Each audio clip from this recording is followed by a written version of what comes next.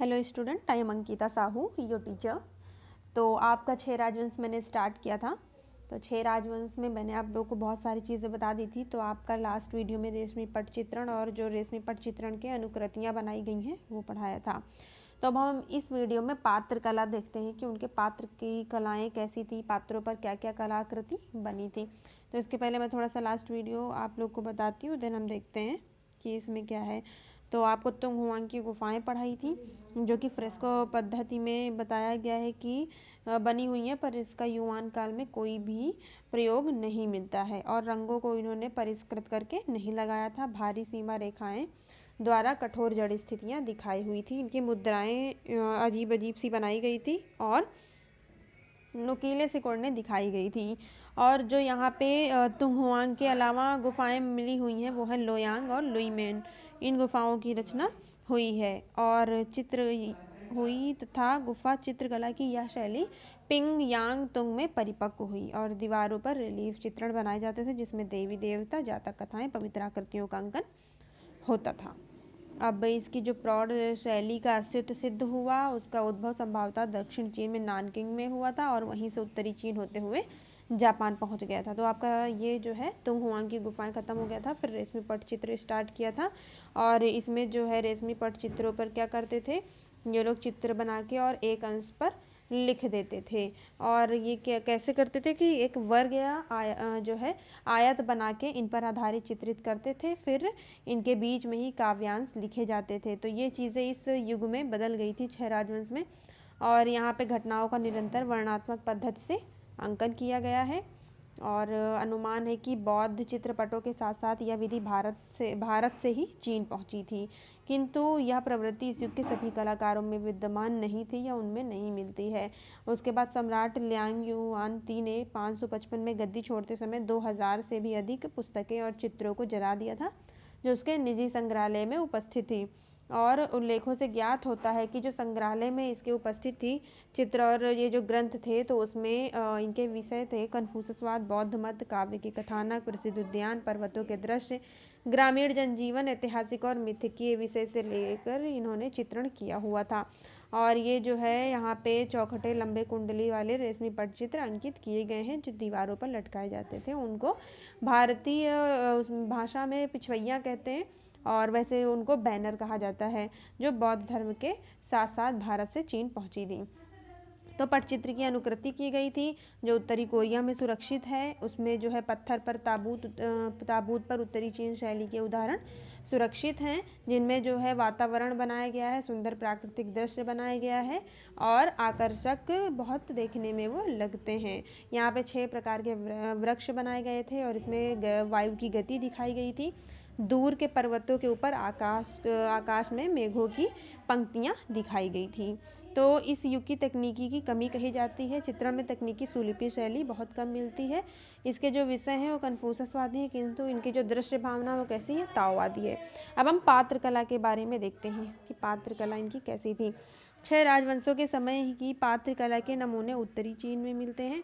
परियों के समान सुंदर छोटी छोटी आकृतियाँ तथा अलंकृत घोड़े आदि बिना पॉलिश लिए उदाहरण उपलब्ध हैं। कि यहाँ पे इसको हटा देना, लिए होगा यहाँ पे।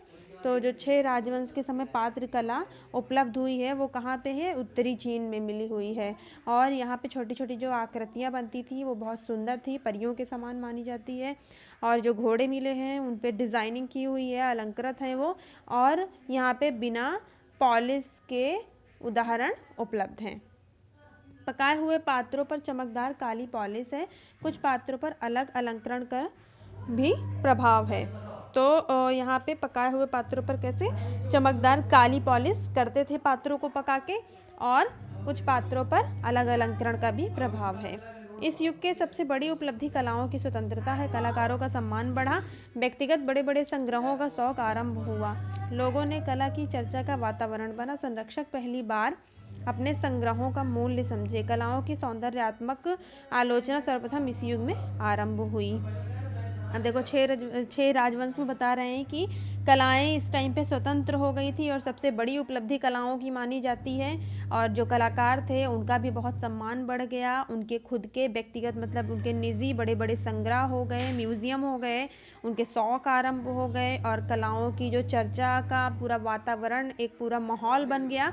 और संरक्षक जो है वो पहली बार अपने संग्रहों का मूल्य समझे, क्योंकि इससे पहले आप लोगों ने देखा भी कि एक संरक्षक ने अपना म्यूजियम संग्रह जला दिया था। तो इस टाइम पे क्या हुआ, संग्रहों का मूल समझें और कलाओं की सौंदर्यात्मक आलोचना सर्वप्रथम 6 राजवंश के टाइम से स्टार्ट होती है। तो आपका पात्र कला खत्म हुआ। अब आपका ये नेक्स्ट टॉपिक है चित्रकला के विषय में कलाकार या फिर लेखक, क्योंकि आपको पता है कि यहाँ के लेखक भी एक कलाकार ही होते थे। तो पहला है आपका कुखाईचा। कुखाईचा का नाम मैं आपको पहले भी बता चुकी हूँ, जिक्र हो चुका है इसका। तो 344 से 405 ईसा पूर्व तक ये माना जाता है, ईसा तक सॉरी। तो चीनी चित्रकला के इतिहास में यद्यपि ईसा की आरंभिक शताब्दियों के अनेक प्रमुख चित्रकारों के नाम मिलते हैं, तथापि कुखाईचा से पहले कलाकारों का कोई प्रमाणिक कार्य जीवन वृत्त उपलब्ध नहीं है। तो देखो, जो भी ईसा की आरंभिक शताब्दियों में प्रमुख चित्रकारों के नाम प्राप्त होते हैं, लेकिन कुखाईचा सबसे पहले कलाकार माने जाते हैं। इसके पहले जो है इनका कोई भी इनसे अच्छा चित्रण नहीं प्राप्त होता है। तो उनका जन्म जो है वो क्यांगसू प्रांत में हुआ था। क्यांगसू प्रांत के बूजी नामक स्थान पर हुआ था। क्यांगसू प्रांत आप पहले भी सुन चुके हैं नाम। तो क्यांगसू प्रांत के बूजी नामक स्थान पर इनका जन्म हुआ था और वो 62 वर्ष की आयु तक जीवित थे। आरंभिक जीवन में वह मार्शल हॉर्नवेन का सैनिक सचिव रहा। 405 ईसा में उसे कोई अन्य कार्य भी मिलता रहा। वह शासक समुदाय का मित्र था। वह बहुत चतुर और हाजिर जवाब था। तो क्या कह रहे हैं कुखाईचा के विशेषताओं में कि ये क्या था, ये एक मार्शल था, हॉर्नवेन का सैनिक सचिव। मार्शल ये थे, क्या बोलते हैं, हॉर्नवेन उनका सैनिक सचिव रहा ये। और 405 ईसा में इन्हें कोई और भी कार्य मिलते रहे। वे कैसे थे, बहुत ही चतुर और हाजिर जवाब थे। अतः उसे कुछ लोग आधा पागल और आधा मस्खरा भी कहते थे। फिर भी उनकी साहित्यिक प्रतिभा का बहुत अधिक सम्मान था। तो ये सम्मान न था, ये हटा देना, यहाँ पे सम्मान था होगा। तो जब इनको लोग आधा पागल और आधा मस्खरा भी कहते थे, लेकिन उनकी साहित्यिक प्रतिभा बहुत बड़ी थी, उनको उस चीज़ में बहुत सम्मान प्राप्त था। वो आकर्षक जीवंत वाले व्यक्तित्व के धनी थे या व्यक्तित्व वाले थे। तो वो देखने में काफ़ी आकर्षक और जो मजाकिया हास्यप्रद टाइप के उनका व्यक्तित्व था। तो नानकिंग की दक्षिणी राजधानी का वातावरण भी उसके बहुत अनुकूल था। ताओवादी प्रभाव के कारण उसकी विचारधारा और कल्पना बहुत विस्तृत और उदार थी। तो जो नानकिंग है, दक्षिणी राजधानी का वातावरण वो उसके अनुकूल था। तो उसमें रह के वो अपने काम करता रहता था और इस पे ताओवादी का प्रभाव था। तो इसीलिए इसकी कल्पना जो थी वो बहुत विस्तृत और उदार बड़ी थी। ये इमेजिन करके बहुत सारी चीज़ों को जो है चित्रांकन करता था। ताओवादी दर्शन, जादू, प्राकृतिक जगत तथा मानवीय संवेग में उसकी बहुत रुचि थी। वह उस दार्शनिक साहित्यिक धारा का प्रथम दृष्टा था जिसने चीनी चित्रकला की प्रधान प्रवृत्ति का दिशा निर्देश किया। अब देखो, ताओवाद में क्या बताया था आप लोगों को कि ताओवादी जो है वो कल्पना के ऊपर विश्वास करते हैं, तो ताओ और जादू टोने के ऊपर विश्वास करते हैं। तो ताओवादी दर्शन, जादू, प्राकृतिक जगत तथा मानवीय संवेग में उसकी क्या थी, बहुत रुचि थी। जो ताओवाद से रिलेटेड चीज़ें थी तो उसमें उसको चित्रांकन करने में बहुत रुचि थी, उसका इंटरेस्ट था। और वो जो है वह उस दार्शनिक साहित्यिक धारा का क्या था, प्रथम दृष्टा था। मतलब ताओवाद को उसने अच्छे से समझा, देखा और उसमें चित्रांकन किया। और बता रहे हैं कि जिसने चीनी चित्रकला की प्रधान प्रवृत्ति का दिशा निर्देश किया। मतलब ये जो इस टाइम की चित्रकला थी, चीनी चित्रकला थी, तो उसको एक नई दिशा दी और जो है उसको निर्देश किया कि हाँ, कलाएं इस प्रकार कुछ चित्रकलाएं हो सकती हैं। तो ये जो है पहला कलाकार इसका माना जाता है जो बहुत जीवंत व्यक्तित्व वाला था। तो अभी आपका कुखाईचा अधूरा है। अभी हम आगे देखेंगे कुखाईचा के बारे में और चीज़ें क्या थी।